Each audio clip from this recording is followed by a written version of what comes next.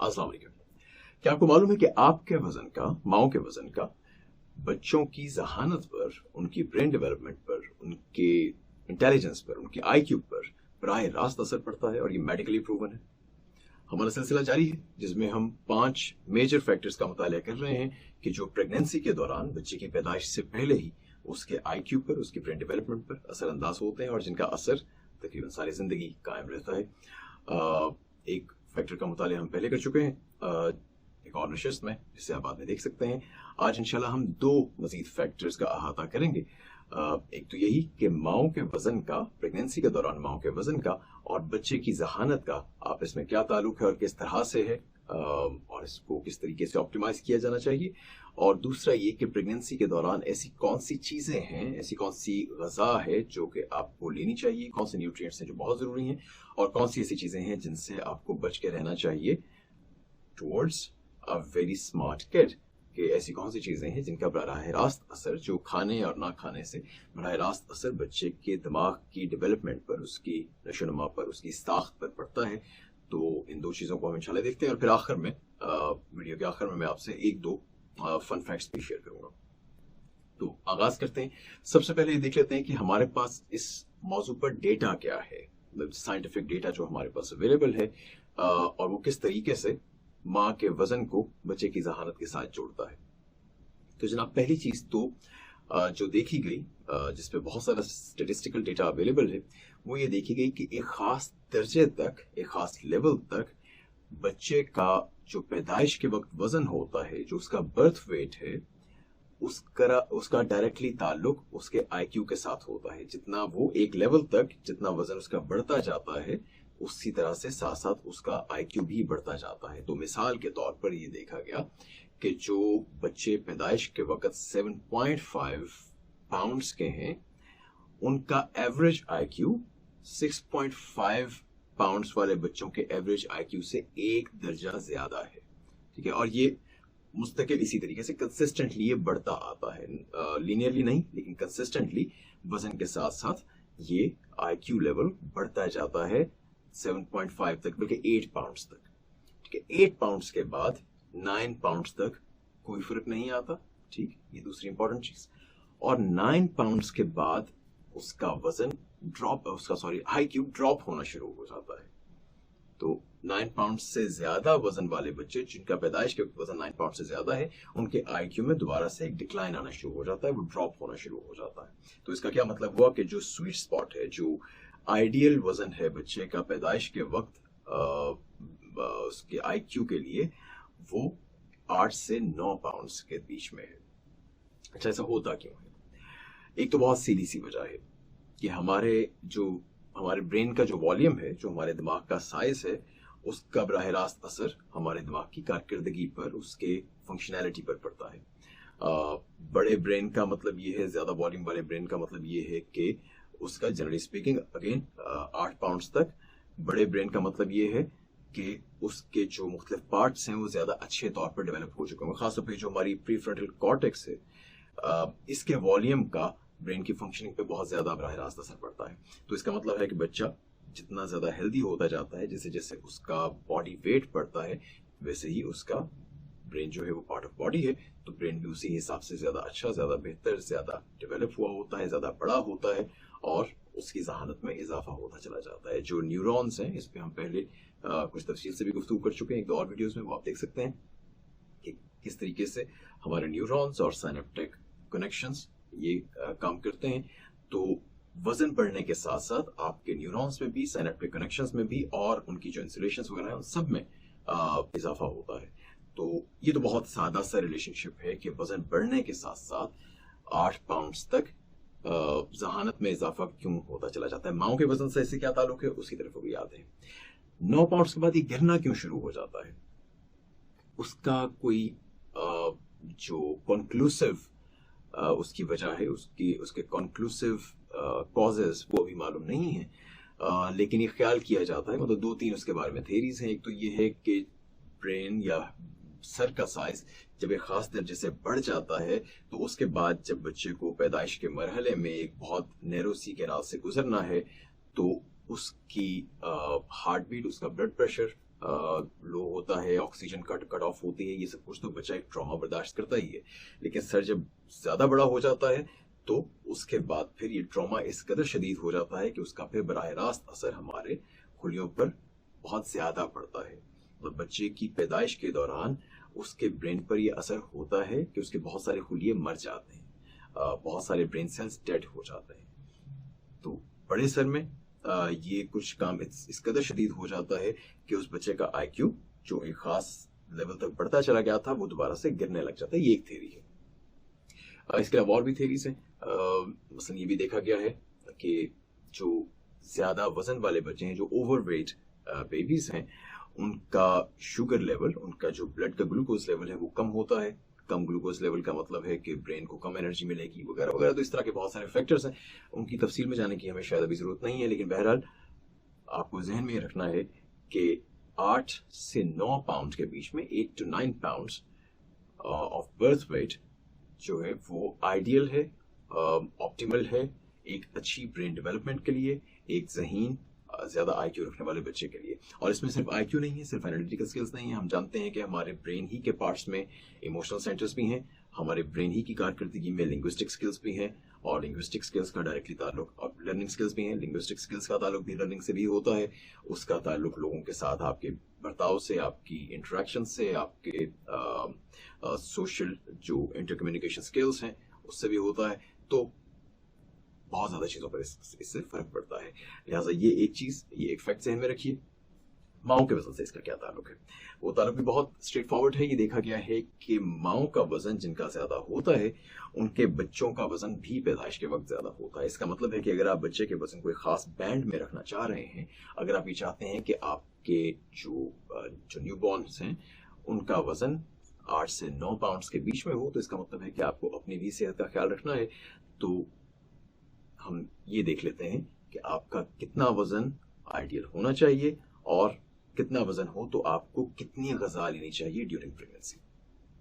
सबसे पहले तो ये कीजिए कि गूगल पे किसी भी सर्च इंजन पे एक सर्च कीजिए BMI की, बॉडी मास इंडेक्स जिसे कहते हैं। BMI से आपको ये मालूम होगा कि आप नॉर्मल वेट रखते हैं या आप ओवरवेट हैं या आप अंडरवेट हैं, कि आपकी प्रेगनेंसी से पहले या प्रेगनेंसी शुरू होने पर आप खुद से आपका वजन वैसे कितना है। ठीक है, आपसे पूछा जाएगा आपकी हाइट और आपका वजन। अगर आप BMI सर्च करेंगे तो उसमें आपको बहुत सारे कैलकुलेटर्स मिल जाएंगे। कोई भी कैलकुलेटर खोल लीजिए, वो कैलकुलेटर आपसे आपकी जेंडर पूछेगा, माँ के लिए डेफिनेटली फीमेल होगी, और उसके साथ फिर वो आपसे आपकी हाइट और आपका वजन पूछेगा। हाइट और वजन आप उसको देंगे तो फिर आपको मुख्तलिफ बैंड्स में वो दिखाएगा कि आप कौन से बैंड में फॉल करते हैं। अगर आपका वजन नॉर्मल है तो आपकी BMI होगी बिटवीन 18.5 to 25, मतलब 24.9। 18.5 से लेकर 24.9 तक नॉर्मल वजन है। 25 प्लस फिर आप ओवरवेट हो जाते हैं। 29.9 तक ओवरवेट है, उसके बाद फिर ओबेसिटी का बैंड स्टार्ट हो जाता है। अगर 18.5 से कम आपका BMI है तो इसका मतलब है कि आप अंडरवेट है। कितना खाना चाहिए? अगर आपकी BMI नॉर्मल है तो इसका मतलब है कि आपको तकरीबन टोटल अपनी फुल प्रेगनेंसी में, through the full span of pregnancy, आपको तकरीबन 25 से 35, 25 से 35 पाउंड्स गेन करने हैं। जिसका मतलब ये है कि मतलब तकरीबन आप कह लीजिए कि ऑन एवरेज आपको 30 पाउंड्स गेन करना है। इसका मतलब क्या है? इसका मतलब ये है कि आप तकरीबन हर वीक में आप तकरीबन 1 पाउंड तक गेन कर सकते हैं। ठीक है, 1 पाउंड से थोड़ा सा कम अगर आप नॉर्मल BMI में फॉल कर रहे हैं। अगर आप ओवरवेट हैं तो तकरीबन ½ पाउंड पर वीक आपको गेन करना चाहिए। फिर आपको 20 पाउंड्स के लगभग थ्रू आउट प्रेगनेंसी, उसके पूरे स्पैन में आपको 20 पाउंड्स के लगभग गेन करना चाहिए। अगर आप अंडरवेट हैं तो फिर 1 पाउंड से थोड़ा सा ज्यादा पर वीक आप ले सकते हैं। 35-ish pounds through out pregnancy. लेकिन जो इसकी एग्जैक्ट गाइडलाइंस हैं वो आपको मिलेंगी आपकी गायनेकोलॉजिस्ट से। उनसे रब्ता कीजिए, उनसे शेयर कीजिए। उन्होंने ऑलरेडी शायद आपको कुछ चार्ट बना कर दिया हो, लेकिन आपको इसकी एक्सपर्ट एडवाइस उनसे लेनी चाहिए कि आपका इतना वजन है, आपकी ये BMI है, तो आपको वजन को किस तरीके से मॉनिटर करना है और कितना बढ़ने देना है, कितना नहीं बढ़ने देना। अगर आप अपने वजन पे कंट्रोल रखती हैं तो उम्मीद ये है कि आपका बच्चा भी एक optimal range of birth weight में पैदा होगा, और इंशाल्लाह उससे मतलब बहुत सारी चीज़ें हैं जिनका ब्रेन पे असर पड़ता है, जिनका जहानत पे, लर्निंग पे, इन चीज़ों पे असर होता है। लेकिन बहरहाल एक फैक्टर ये भी है कि जिससे कम से कम कुछ पॉइंट्स तो उसको यहाँ से मिल जाएंगे। अब आते हैं इस बात की तरफ कि आपको ये जो वजन बढ़ाना है, ये जो पाउंड्स गेन करने हैं, ये किस तरीके से करने हैं, वो कौन सी ग़िज़ाएं हैं जो आपको खानी चाहिए, कौन सी ग़िज़ाएं हैं जिनसे आपको बच के रहना चाहिए। एक सबसे पहली बात तो मैं अर्ज़ कर दूँ, हमारे पास बड़े सगीर में, सब कॉन्टिनेंट में बहुत सारी हमारी मिथ्स हैं जो प्रेगनेंसी से जुड़ी हुई हैं। एक मिथ तो ये है कि आपकी बॉडी आपको खुद बताएगी कि आपको क्या खाने की ज़रूरत है, इसलिए आपको जिस चीज़ की भी क्रेविंग हो रही है वो आप खाना शुरू कर दीजिए। नहीं जनाब, ऐसा नहीं होता। तो हो सकता है कुछ लोगों के लिए ट्रू हो, लेकिन इसका एक तो इसके हक में जो क्लिनिकल डेटा है वो बहुत ही थिन है। दूसरी बात ये कि कुछ बीमारियां होती हैं, कुछ डिसऑर्डर्स होते हैं जिसमें हमारी बॉडी को डिफरेंट चीज़ें, अजीबोगरीब सी चीज़ें खाने का दिल करता है। जैसे एक पीका डिसऑर्डर है, बहुत मशहूर डिसऑर्डर है, उसकी वजह से हो सकता है आपको कुछ और खाने का दिल कर रहा हो। फिर बहुत सारे साइको सोशल फैक्टर्स होते हैं जो कि आपके खाने की प्रेफरेंसेस पर असरअंदाज होते हैं। मुख्तलिफ सिचुएशंस में आपको मुख्तलिफ ग़िज़ाएं खाने का दिल कर सकता है, जिसका नेसेसरीली मतलब ये नहीं होता कि असल में आपके जिस्म को उसकी ज़रूरत है, बल्कि बाज़-औक़ात ये भी हो सकता है कि आपके जिस्म को बिल्कुल जिस चीज़ की ज़रूरत ना हो वही आपका खाने का दिल कर रहा हो। आपको डायबिटीज़ है, आपका शुगरी चीज़ें खाने का दिल कर रहा है, तो इसका मतलब ये नहीं है कि आपको शुगरी चीज़ों की ज़रूरत हो गई है डायबिटीज़ में। तो हमें मतलब हमारी बॉडी हमें सच बता रही है या झूठ बता रही है, ये जानने का कोई तरीका नहीं है, लेकिन ये हमें मालूम है कि वो कौन कौन सी चीज़ें हैं जो बहरहाल हमें खानी चाहिए ड्यूरिंग प्रेगनेंसी। तो लेट्स स्टिक टू दैट। ठीक है, जब आपको मालूम ही है कि कौन सी चीज़ें ऐसी हैं जो कि खानी चाहिए, तो why not just follow it, बस उसको फॉलो कीजिए, वही खाइए, और गैर ज़रूरी तौर पर अपने जिस्म की बातों पर कान धरने की ज़रूरत नहीं है। इसी तरह से एक और मिथ ये भी है कि जो खातून हामिला हैं, जो प्रेग्नेंट हैं, उन्हें बहुत ज़्यादा फैट्स खाने की ज़रूरत है। तो हमारे घरों में ये बहुत आम है कि उनको भर भर के बल्कि घी पिलाया जाता है, देसी घी पिलाया जाता है, तो बच के रहिए। ठीक है, कुछ जो सोशल प्रेशर्स हैं वो मैं समझ सकता हूँ, लेकिन बहरहाल इन चीज़ों से बच के रहिए। क्या खाना चाहिए? कुछ जेनेरिक चीज़ें अर्ज करता हूँ और कुछ फिर स्पेसिफिक न्यूट्रिएंट्स हैं जिनकी हमें ज़रूरत है। वैसे अगर देखा जाए तो हमें बॉडी ग्रोथ के लिए 45 नॉन न्यूट्रिएंट्स हैं जो हमें चाहिए होते हैं, जो हमारी बॉडी ग्रोथ में हेल्प करते हैं। उनमें से 38 नॉन न्यूट्रिएंट्स ऐसे हैं कि जो हमारी ब्रेन डेवलपमेंट में इस्तेमाल होते हैं, और जो माएँ खाती हैं बच्चे को भी, आप दोनों का किचन साझा है, जो माएँ खा रही हैं वही बच्चे को भी मिल रहा है। तो जो कुछ भी आप खाएंगी उसी में से न्यूट्रिएंट्स बच्चे को भी जाने हैं। तो वो 38 न्यूट्रिएंट्स, उनमें विटामिन्स हैं, उसमें मिनरल्स हैं, उसमें फैटी एसिड्स हैं, उसमें अमाइनो एसिड्स हैं। तो ये इन 4 ग्रुप्स में 45 non nutrients for body growth, और उन 45 में से 38 ऐसे हैं जो स्पेसिफिकली ब्रेन डेवलपमेंट में भी इस्तेमाल होते हैं। तो वो कौन से हैं, लिस्ट आपको जानने की जरूरत नहीं है, लेकिन आपके गायनेकोलॉजिस्ट ने शायद आपको कुछ सप्लीमेंट्स रिकमेंड किए होंगे। उन सप्लीमेंट्स की बैक साइड में आप देखेंगे तो आपको तकरीबन यही वाली लिस्ट लगभग वहां पे मिलेगी। तो उन सप्लीमेंट्स को इग्नोर मत कीजिए। सबसे पहले क्या खाना चाहिए? विटामिन्स कोशिश करें जितने ज़्यादा से ज़्यादा फलों और सब्जियों से ले सकें वो तो वहीं से लें। बहुत आम सी बात है, यूजुअल सी बात है, लेकिन उतनी ही ज़्यादा इंपॉर्टेंट बात भी है, इसे इग्नोर मत कीजिए। हम क्यों सिर्फ वेजिटेबल्स और फ्रूट्स से अपने तमाम तर सप्लीमेंट्स और तमाम विटामिन्स नहीं ले सकते आज के दौर में, ये एक अलग मौजू है, इस पर कभी फिर बात करेंगे। लेकिन बहरहाल आपने सप्लीमेंट्स जो दिए गए हैं उनको भी इग्नोर नहीं करना, और साथ में कोशिश करनी है कि फ्रूट्स और वेजिटेबल्स बहुत ज़्यादा लें, खासतौर पे लीफी वेजिटेबल्स भी लें, लेग्यूम्स भी लें, और फ्रूट्स जी भर कर खाइए। उससे आपके विटामिन्स की बहुत सारी ज़रूरियात पूरी हो जाएंगी। कुछ फॉलेट्स वगैरह भी उसमें आ जाएंगे लीफी वेजिटेबल्स में। इसके अलावा मीट्स ज़रूर लें, रेड मीट में आयरन होता है, रेड मीट में प्रोटीन्स होती हैं। प्रोटीन्स बहुत ही ज़्यादा ज़रूरी हैं मस्कुलर डेवलपमेंट के लिए भी, और आयरन जो है वो ब्रेन डेवलपमेंट के लिए बहुत बुनियादी इंग्रेडिएंट की हैसियत रखता है, बहुत ही इंपॉर्टेंट इंग्रेडिएंट है। तो आयरन को आपने नहीं भूलना, और आयरन के लिए, आयरन वैसे भी आपको सप्लीमेंट्स में भी दिया जा रहा होगा, उसके साथ रेड मीट्स में आपको आयरन मिल जाएगा। तो रेड मीट्स का इस्तेमाल जरूर करते रहें। शुगर से बच के रहें, कोशिश करें कि डायरेक्ट शुगर ना लें।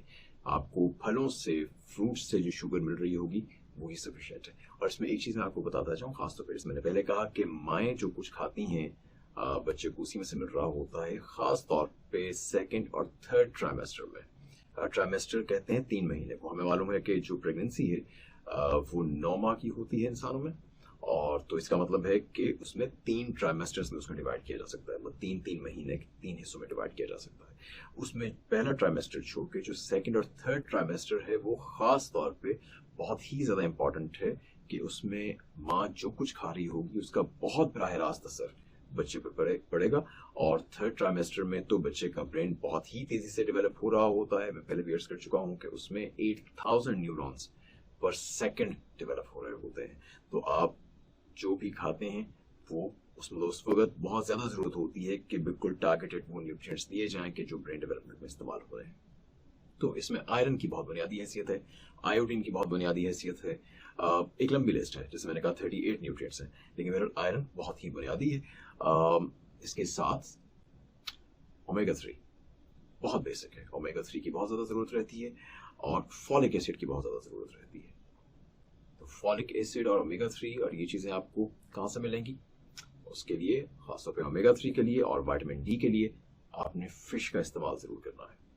कि फिश, मुझे मालूम है अगेन कि हमारे सब कॉन्टिनेंट में फिश से रोका जाता है, ये एक मिथ है कि फिश खाएंगे तो खुदा खास्ता मिसकैरेज हो जाएगा। ऐसी कोई बात नहीं है। अगर आपने फिर भी एहतियात करनी है तो ठीक है, आप पहला ट्राइमेस्टर ना लीजिए, लेकिन सेकंड और थर्ड ट्राइमेस्टर में फिश का ज्यादा इस्तेमाल जो है वो बराह रास्त देखा गया है। इस पर भी क्लिनिकल स्टडीज मौजूद हैं कि फिश खाने वाली माओं के बच्चे ज्यादा इंटेलिजेंट होते हैं। जिन्होंने प्रेगनेंसी में फिश खाई हो उनके बच्चे बाद में अपने एकेडमिक्स में भी ज्यादा अच्छा परफॉर्म करते हैं, ज्यादा इंटेलिजेंट होते हैं, और बहुत सारे पैरामीटर्स पे, बहुत सारे स्केल्स पे वो ज्यादा अच्छा परफॉर्म करते हैं। फिश से आपको ओमेगा 3 भी मिल जाएगा, फिर से आपको आयोडीन भी मिल जाएगी, फिर से आपको विटामिन डी भी मिल जाएगा। एग्स का इस्तेमाल जरूर करें, एग्स से आपको फॉलेट्स वगैरह मिल जाएंगे। एग्स में बहुत सारे अच्छे न्यूट्रिएंट्स हैं जो कि बहुत चाहिए होते हैं। अगेन एग्स का इस्तेमाल से आमतौर पर रोका जाता है, लेकिन प्लीज सेकंड और थर्ड ट्राइमेस्टर में तो जरूर खाइए। फिश आपको कितनी खानी चाहिए? तकरीबन 1 पाउंड फिश पर वीक तो जरूर लीजिए। और इसमें एक बात ही कही जाती है कि फिश में मर्करी लेवल हाई होता है, और मर्करी लेवल जो है वो, ज्यादा मर्करी जो है वो ब्रेन को बेसिकली डैमेज करती है, ज्यादा मर्करी डैमेज करती है, दैट इज ट्रू। लेकिन फिश के बारे में ये क्लिनिकल स्टडीज बहुत ज्यादा हो चुकी हैं, बहुत एक्सपेरिमेंट्स हैं, और उससे मालूम हुआ है कि फिश खाने के जो फायदे हैं उसके नुकसान से बहुत ज्यादा बढ़ गए हैं। तो इसलिए उसे खाने से हमेशा फायदा ही होता है, लेकिन कोशिश करें कि आप जो ज्यादा प्रेडेटरी फिश है वो इस्तेमाल ना करें। जो बड़ी लार्ज जैसे स्वॉर्ड फिश टाइप है वो इस्तेमाल ना करें, उनमें मर्करी लेवल ज्यादा हाई होता है। जो दूसरे फिश हैं जैसे फ्रेश वाटर ट्राउट हो गई, या हमारे यहाँ ज्यादा रोहू वगैरह का इस्तेमाल होता है, तो रोहू वगैरह में मर्करी लेवल कम होता है। फ्रेश वाटर ट्राउट में मर्करी लेवल कम होता है, बेधड़क इस्तेमाल कीजिए। ये हो गई हमें क्या खाना चाहिए की बात। तो आपने वेजिटेबल्स, फ्रूट्स, मीट्स, लेग्यूम्स और फिश एंड एग्स, इनका इस्तेमाल बहुत करना है। सप्लीमेंट्स का खासतौर पर ख्याल रखना है, और इन सप्लीमेंट्स का एक तो उसमें सब कुछ कवर हो ही जाएगा, लेकिन फॉलिक एसिड नहीं छोड़ना, आयरन नहीं छोड़ना। हो सकता है आपको एक प्रॉपर जो A to Z सप्लीमेंट्स होते हैं उसके अलावा आपको एडिशनल आयरन दिया जा रहा हो। कैल्शियम नहीं छोड़ना, कैल्शियम की जरूरत बहुत ज्यादा पड़ती है, बॉडी में कम हो जाता है। आयोडीन वगैरह उसमें आपको सप्लीमेंट्स में ऑलरेडी जो A to Z है उसमें मिल रही होगी, तो इनका इस्तेमाल जारी रखना है। और इन तमाम चीजों के लिए जो एक्सपर्ट ओपिनियन है वो आपको आपकी गायनेकोलॉजिस्ट से मिलेगी। तो यहाँ तक तो हो गई बात उन 2 फैक्टर्स की। नंबर 1 कि आपने अपने वेट को कंट्रोल्ड रखना है। प्रेगनेंसी में हमने बात की कि कितना वजन आपका है तो कितना बढ़ना चाहिए, और बच्चे का वजन कितना होगा तो वो आइडियल है बच्चे की जहानत के लिए। दूसरी बात हमने ये की कि आपको क्या खाना है, मतलब वजन बढ़ाना है तो क्या खा के बढ़ाना है। आखिर में जाने से पहले तो आपके लिए फन फैक्ट्स। एक तो ये कि आप थर्ड ट्राइमेस्टर में जो कुछ खा रहे होते हैं वो उसको बच्चा किसी हद तक सेंस कर सकता है। तो बच्चे की जो सेंस ऑफ स्मेल है खासतौर पे वो डेवलप हो चुकी होती है। तो मिसाल के तौर पे आप जो परफ्यूम लगाते हैं वो बच्चे को फील होता है, उससे उसकी कुछ प्रेफरेंसेस भी सेट होती हैं। आप जो खाते हैं उसमें खासतौर पे जो तेज स्मेल वाली चीजें, जैसे अगर आप गार्लिक खाते हैं तो फीटस इनसाइड यू वो उसको फील करता है, वो उस गार्लिक को सेंस करता है। जो बच्चा है आपके वोम में जो बेबी है वो उसे फील करता है। और इसमें एक जो मजे का काम आप कर सकते हैं वो ये है कि आपके बच्चे की, ये भी मेडिकली प्रूवन फैक्ट है, इसके लिए एविडेंस मौजूद है कि आप जो कुछ अपनी प्रेगनेंसी में खासतौर पे 3rd ट्राइमेस्टर में आप जो कुछ खाते हैं उससे बच्चे की फूड प्रेफरेंसेस सेट होती हैं। जो चीजें आप खाएंगी बच्चे को उन चीजों की तरफ बाद में राग़िब करना आसान रहेगा। तो अगर आप फल और सब्जियां खा रही हैं तो इसका मतलब है कि आपको अपने बच्चे को भी फल और सब्जियों की तरफ रग़बत देना, उससे उन पर आमादा करना ज्यादा आसान होगा। अगर आप तली हुई फ्राइड कार्ब्स खा रही हैं तो too bad for the baby and too bad for you. ये तो हो गया एक फन फैक्ट। इस पे हम तफसील से ये जो फूड प्रेफरेंसेस हैं बच्चे की किस तरह से सेट की जाती हैं उस पर एक तफसीली अलग भी इंशाल्लाह नशिस्त रहेगी। और उसमें इस फैक्ट के अलावा और भी बहुत सारे फैक्टर्स हैं जिनका हम अहाता करेंगे। समझ जाए जाने से पहले एक आखिरी इंटरेस्टिंग फैक्ट, मॉर्निंग सिकनेस। बहुत सारी माओं को इसकी शिकायत होती है, बहुत सारी प्रेग्नेंट खवातीन को मॉर्निंग सिकनेस की शिकायत होती है, वो जो वॉमिटिंग जैसी फीलिंग आती है खास तौर पे सुबह के टाइम में। मॉर्निंग सिकनेस बहुत ज्यादा डेफिनेटली आपको पसंद नहीं आती, नाखुशगवार होती है, ज्यादा आपका मूव अराउंड करने का भी दिल नहीं करेगा, कुछ खाने का दिल नहीं करेगा या कुछ खास तरह की चीजें खाने का दिल करेगा, तबीयत में एक बोझलपन सा रहेगा, आवाजार तबीयत रहेगी। लेकिन एक इंटरेस्टिंग फैक्ट ये देखा गया है कि जिन माओं को मॉर्निंग सिकनेस होती है, जिन्हें ये नौसिया और वॉमिटिंग की फीलिंग होती है, वॉमिटिंग नहीं होती उसकी फीलिंग होती है, यहाँ पे वॉमिटिंग भी हो जाती है बास को, तो जिनको ये फीलिंग होती है उनके बच्चे ज्यादा लाइकली हैं कि वो हायर IQ अचीव करेंगे। इसका जो एग्जैक्ट डेटा है वो ये है कि जिन माओं को मॉर्निंग सिकनेस नहीं होती उनमें जो एवरेज निकाली गई, जो स्टेटिस्टिकल डेटा इकट्ठा किया गया, तो मालूम हुआ कि 7% बच्चे 120 या उससे ज्यादा IQ तक पहुंचते हैं एज दे ग्रो अप। जिन माओं को मॉर्निंग सिकनेस हुई उनमें ये देखा गया कि 21% मतलब 3 टाइम्स 3 गुना ज्यादा बच्चे 120% या उससे ज्यादा IQ अचीव कर सकते हैं। तो इसे मैंने फैक्टर्स में काउंट इसलिए नहीं किया क्योंकि एक तो मॉर्निंग सिकनेस अपने हाथ में नहीं है, आप खुद से अपने ऊपर इंड्यूस नहीं कर सकते। दूसरा ये कि मॉर्निंग सिकनेस इसका कॉज है या नहीं है इसके बारे में कोई कंक्लूसिव स्टडीज नहीं है, ये सिर्फ एक कोरिलेशन है कि मॉर्निंग सिकनेस जिनको होती है उनके बच्चों में ये IQ भी हाई होता है। तो ये लाजमी नहीं है कि मॉर्निंग सिकनेस उसकी वजह हो सकता है कोई एक तीसरी वजह हो जो दोनों को इंड्यूस करती हो। लेकिन बहरहाल इसका मतलब ये है कि अगर आपको नेक्स्ट टाइम मॉर्निंग सिकनेस हो तो और कुछ ना सही, वैसे तो उसकी दवाएं भी होती हैं, एनवीप वगैरह हो सकता है आपको आपकी गायनेकोलॉजिस्ट ने रिकमेंड कर रखी हो। लेकिन बहरहाल अगर आपको मॉर्निंग सिकनेस है तो इसका मतलब है कि कम से कम इफ नथिंग एल्स तो आप you can take comfort in this fact. आप ये सोचकर खुद को कम से कम कुछ ना कुछ इत्मीनान दे सकती हैं, कुछ ना कुछ तसल्ली दे सकती हैं कि you are probably bearing genius in your womb. आप शायद एक जीनियस की मां बनने जा रही हैं। तो ये सोचकर खुश हो लीजिए। अगली मरतबा के लिए अस्सलाम वालेकुम।